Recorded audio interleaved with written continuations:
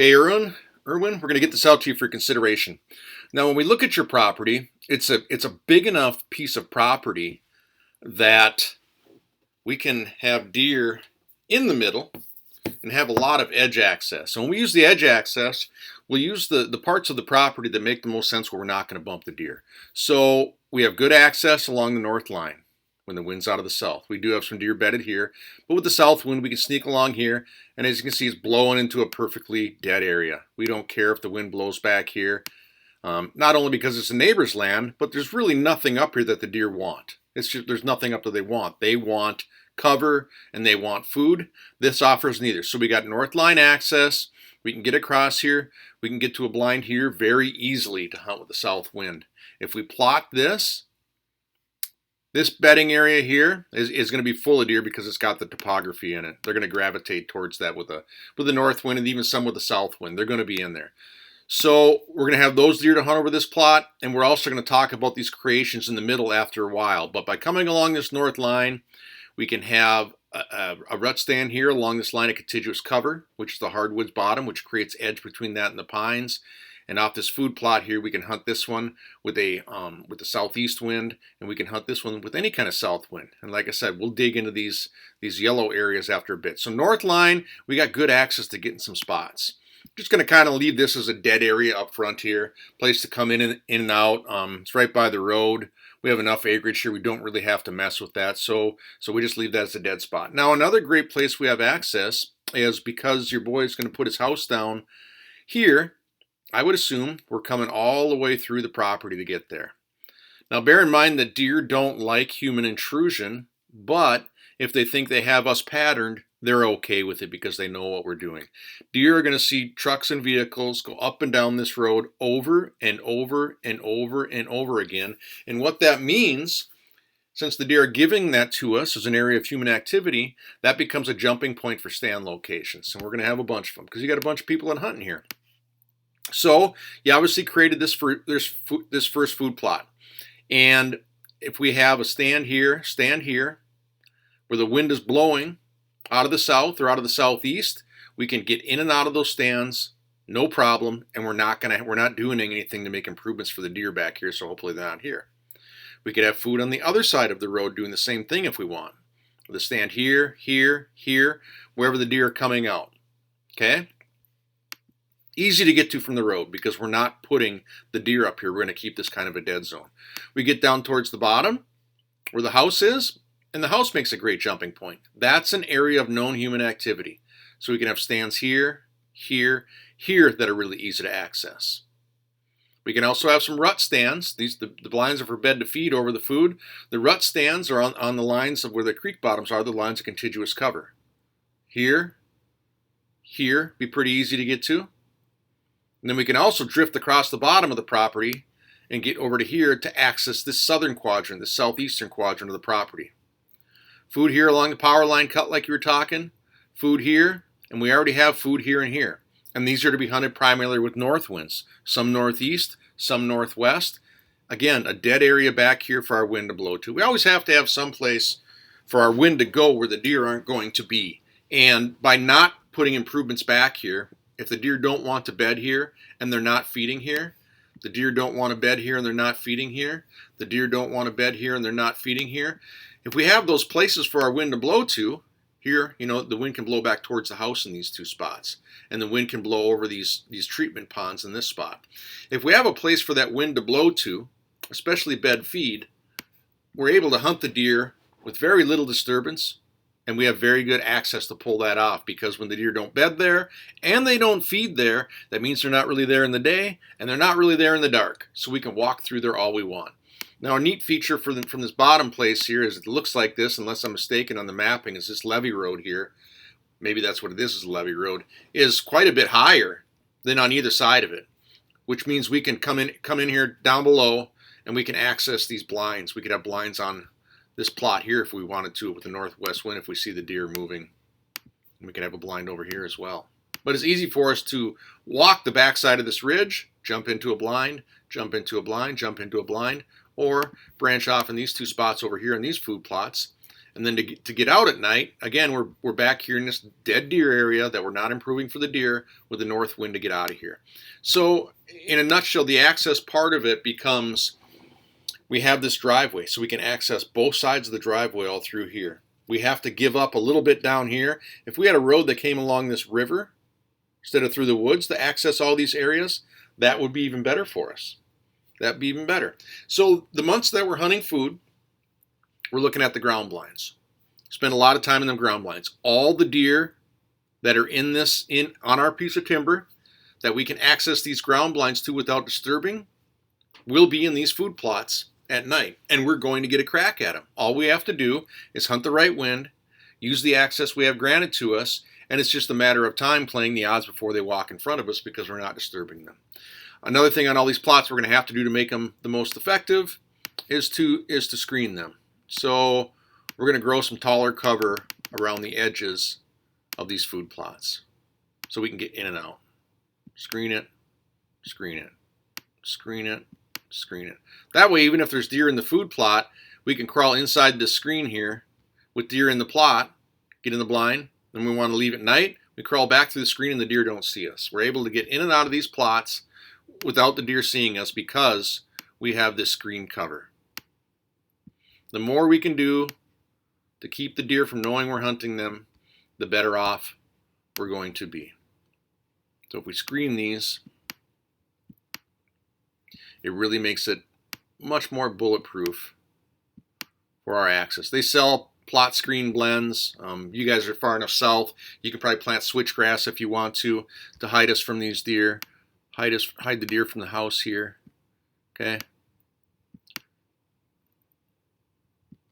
Hide the deer down here. So that screening around the plots keeps us from bumping deer when we're hunting them, which is very, very, very important. So we'll screen all of our access, climbing those ground blinds back behind there. Ground blinds are great for controlling scent. They're nice if we have a dozen deer out in the field because we're able to hunt them and come to full draw without them seeing us. Then during the rut is when we jump into the tree stands and more of the travel corridors. The bucks don't care as much about the food that time of year. They're searching does, and you're going to see how we set that up for the doe search as well. So that's our access. Access to the food is very important. We have to be able to get in and out of the food without the deer detecting us. So dead spot, dead spot, dead spot, dead spot, right? Always have the wind blowing towards our dead spots and access from screen cover from the food plots. Now, to give the best chance we're going to have to hold bucks in the property is if we can bed the does close to food. And the does are going to take the first good cover close to the food that we give them. So how can we do that? Well, we have these wide open areas that are virtually nothing right now. And if we take and we either plant these into switch or let them be old field with a switch screen around it. Either way, we have to do something to make these open areas attractive to deer and offer edge. So when we talk about whitetails that are a creature of edge, if you look at these, let's just take one of them. Take one of these areas, okay? If we want to take the time to plant this whole area here into switchgrass, then what we can do is we can clear out a couple areas, kill the switch there. We don't want the switch there. Don't plant it there. We could let your pine plantation regenerate there, just what it's doing from scratch. We could till it under and make it old field. What we're trying to do is in that sea of switchgrass, if that's what we choose to do in this area, we want some open spots that are different. So it's edge and it's edge. We're basically doubling the edge in this area here by creating a different kind of structure. Maybe this one is pine regeneration. And this one we keep the old field. So one of the characteristics that deer like to have for their preferred bedding is, you figure if a deer feeds 5 times a day, he's got to get up twice a day to feed during daylight when they're bedded. Now we're close enough in proximity here to these food plots, they could jump in there and have a bite of food if they wanted to. Or if we make this an old field setting and keep the regeneration clock set back, we're going to have ragweed and goldenrod and forbs and clovers and vines and briars, and we're going to have all kinds of stuff that when the deer are bedded here, they can get up and get something to eat. It's also a situation like this that no matter which way the wind's blowing, they can use the switch for heavy cover to their back, right? So if the wind's out of the north, they can bed way up here.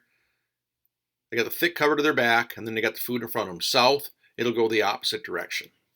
What that's going to do, if we can bed those does out in those areas, again, that puts them in proximity to our plots. So we can put a lot of deer on this piece of property that are separated from each other because they all have different plots to go to. And that gives us room to hold those bucks towards the interior of the property, or possibly up here in this regen area that's going on with the topography, possibly up here. But instead of having the does leave this food plot and just scatter all over across the property, leaving virtually nothing in solitude for the bucks, we can tuck these does up close to these plots and let the bucks have some of this area. Because the closer we can put the doors to the food, it leaves more area and a better chance for us to hide those bucks inside there. Now during the rut, when the bucks know what these does are doing in these areas, because we're not bothering them, we're hunting the food early season and then again after the rut. But before the rut, we're staging ourselves for the rut, because when we hold the does close to these areas and the bucks know they're there, they know they're there in July, June, August, September, October, parts of November. They're going to be bedding there year round, and the bucks know that. And what that means is when we're not disturbing those areas, that we can create a series of travel for those bucks that go downwind of those doe bedding areas that we can hunt with any wind. So if you take this quadrant here, if we had a south wind blowing through an area and those bucks knew deer bedded and knew the does bedded in here, they're going to go downwind of that doe bedding because they know the does are there. When the bucks are on their feet during daylight on your property, they are going to check every single one of the areas that they think are holding does, and they're going to have a circuit. By doing this, we have a lot of places for the bucks to check. They just can't walk downwind of this hardwoods and pines here. They can't just walk the downwind of its side and check every single deer in here. They got to come in here and check all these pockets all over the place. So let's the bucks get some age, because if they're only going to spend maybe 45 minutes of the day on their feet during daylight, sometimes an hour and a half, if we can consume most of that time, the neighbors have less of an opportunity to go after them. So all these places that you got these, say we got these two blocks of cover here, split by, what is this feature? Looks like a little drainage or something through here. We know the bucks are going to check this drainage. They're going to check this block of timber. They're going to check those. They're going to check those. Great spot for a stand location. We'll pick a rut stand in those trees there somewhere. Now you can see all the rut stands often become higher impact. But we go in there because we know we're going to blow a few does out. It happens. We don't have to do that on the bed to feed patterns, but during the rut, we're going to take some higher impact stands because the bucks are cruising checking all these does. So we're going to take some of these high percentage spots. Even if we blew this doe group out of here coming in, or the wind is blowing into that doe group, that buck doesn't know we came in there and did that. And he's checking here, he's checking here, he's checking here, he's checking here, he's even checking here, and he's going to be going downwind of these lines of cover. So if this is a east wind, that buck is going to cruise on the west side of these doe bedding areas. Now we know he's going to another one. He's either going to check on these, check on these, check on these, and we're setting ourselves up in spots where that buck's going to be cruising by to hunt. This spot's nice here because I got an area of unimproved cover here. So with a west wind or a northwest wind, I can set up here, and the deer don't really want to be here. These bucks are either going to cruise around this side or they're going to cruise around this side because I got to check this timber too. Over here, with a west wind, we're on the east side of these areas where the buck is going to cruise. We'll draw the line in because when we know where the does are, we know where the buck's going to cruise. So with a west wind, the buck has to come through and he's going to check all these. We're here in a tree waiting for him. We can see, we can call, we can be ready. Might be a short window to shoot. If we mow these trails for the bucks, all the better. Now we got sanctuary travel where the bucks know the does are bedded. And we've mowed a 30-inch wide trail for them to use. That's just a dream for them to walk on. Super easy to facilitate what they want to do. Here's another stand. We can let this wind blow up into this opening up here, which is great. During the rut too, we can let winds blow across the food a lot of the time because we don't care as much because the bucks aren't in the food at all hardly, and the does aren't going to the food as much because the bucks are chasing them out of there. So the strategy, really simplistically, is to take advantage of the access we have and let the wind blow to dead spots. Wind blow to a dead spot. So these spots up here over food are for south winds primarily. And then we have variations. We have southwest, we have southeast, southeast, southwest. Okay, we got options up here for south. Up here is any south wind. Up here it's southeast. We could even potentially jump into this one for a southwest wind, okay? Then we have access through here. Very easy to get to pop into this ground blind and blow over the pond with an east wind. We come down here towards the house. If we screen these blinds so the deer can't see us traveling about, we got any kind of north wind here, anything blowing towards the house. This is just about any kind of north wind. And then if we can scoot across the bottom of this property, which it looks like it's possible, behind this dike, now we got all kinds of north wind options down here in these stands for bed to feed where the deer don't know what we're doing. So we're bedding the deer as much as we can towards the middle of the property. We're letting our wind blow to dead spots that aren't enhanced. We don't want deer here. We don't want deer here. We don't want deer here. We can let our wind blow here or wind blow here, and that happens. It's pretty simple. If we really want to put these spots on steroids, and some of these spots where it works out, I noticed in the pictures you guys have a bulldozer here. And if we add some elevation, even if it's just 2 or 3 feet, if I take a 20-foot circle and I elevate it 2 or 3 feet with elevation so the deer can see a little bit better and it doesn't mess with our access, it's going to make them adopt it faster. So we need to talk more about how to create these areas here because there's multiple ways to do it. Again, let the pine regeneration go in this one perhaps, in the hardwoods regeneration, and spray the grasses and let this turn into forbs, ragweed, vines, briars. So they got that different because we got 3 different habitats. We could have switchgrass, we could have the natural regeneration, and we could spray back with garlon or tordon and have the forbs in here for this spot. This could be pines, old field. We can really mix it up. And then on the plots, what we're going to do, so we can hold a bunch of different doe family groups and it doesn't move through the year, is we're going to strip these as much as we can. Okay, so we're going to take a line, divide it through here, and maybe this field is half cereal grains and clovers and half soybeans. You know, we got enough acreage here to pull that off. But make a lot of these plots similar so we're not bumping deer to different parts of the property during the year, but these 2 doe groups can have this plot. These 2 doe groups can have this plot.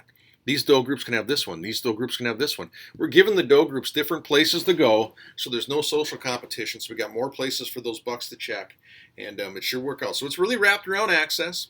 Driveway really pushes this over the top for us. We got lots of places for the wind to blow to access these spots, and we'll stay around the edges on the food because that's where the deer come in early season, which sets us up to hunt these rut spots later on in the season, and should really have a winner of a plan. Should have some great success here.